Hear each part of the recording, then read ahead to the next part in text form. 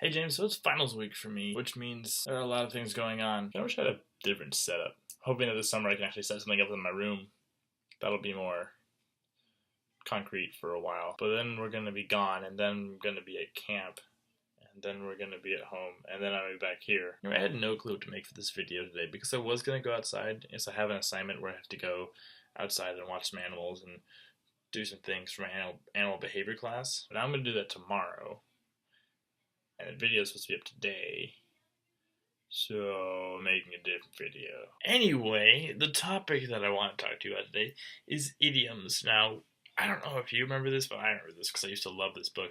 But we had a big red book that was titled, like, Idioms and Phrases and Other Things, or something like that. I want to talk to you about some idioms that are really strange and don't actually make any sense, or should make sense. Also, sorry if you hear noises from over that way. My housemates are watching Parks and Rec, which is an awesome show. You should go watch it when you're done with school.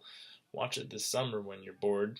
Anyway, on to idioms. So first one is have your cake and eat it too. Now this confuses me because in order to eat a cake, you must have a cake. You cannot eat a cake you do not have.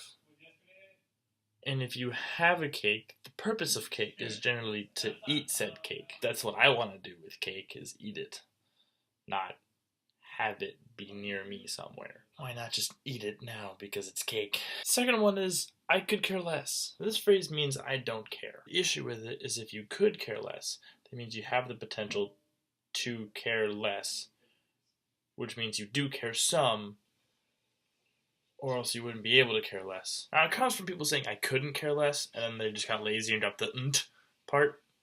So I couldn't care less became I could care less. But it still doesn't make any sense. Number 3 is, they made it by the skin of their teeth. Now this one really disturbs me, because I know people don't have skin on their teeth, because I don't. I really don't think other people do. But that just kind of really irks me, the idea of having skin on your teeth.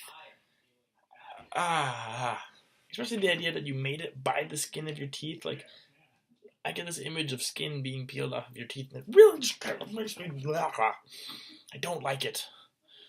I just don't like it at all. Another one that confuses me is there's a lot of some things people say there's more than you can shake a stick at. Shaking sticks at things is not very hard to do. I also don't know why you would shake sticks at things in order to quantify how much there is of that thing.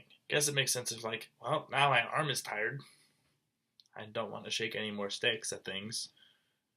Therefore, I'm going to stop. That'd be weird. I mean, I could probably still shake my stick at a lot of things. That's really a phrase I should never say again. But still, why would you shake sticks at things to quantify how many of those things there are? Now we're going to kind of get more into science ones, and ones that bug me scientifically, or that just don't make any physical sense. Like the being head over heels for someone, which means like you're in love. Your head over heels. My head is up here. My heels are down there. My head is always over my heels. I am always heads over heels for everything. Unless I'm upside down or laying down. Then I'm head even with heels.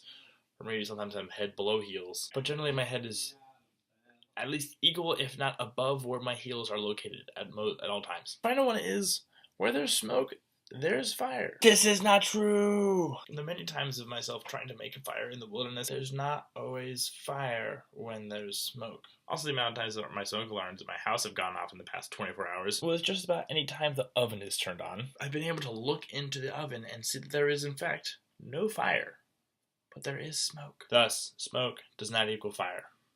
Fire generally does equal smoke. That is kind of how that works. Unless it's a perfect combustion, but I'm not going to get into that, because really the only one who's going to enjoy that topic would be Dad. So yeah, that's it for the idiotic idioms. Other than that, not much going on. I'm studying.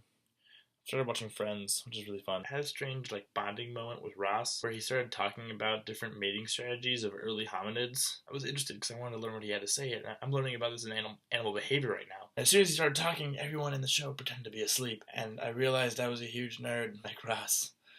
And it was kind of great. I'd be down to be a paleontologist. It'd be interesting. I like digging, like being outside. Maybe I should be a paleontologist. So yeah, I see you in a week and a half, which is exciting. So anyway, James, I hope things go well. I'll see you later, and may the 4th be with you. Ha! Sorry, I had to make that joke for legal reasons. No, I didn't. I just really wanted to make that joke. Bye, James.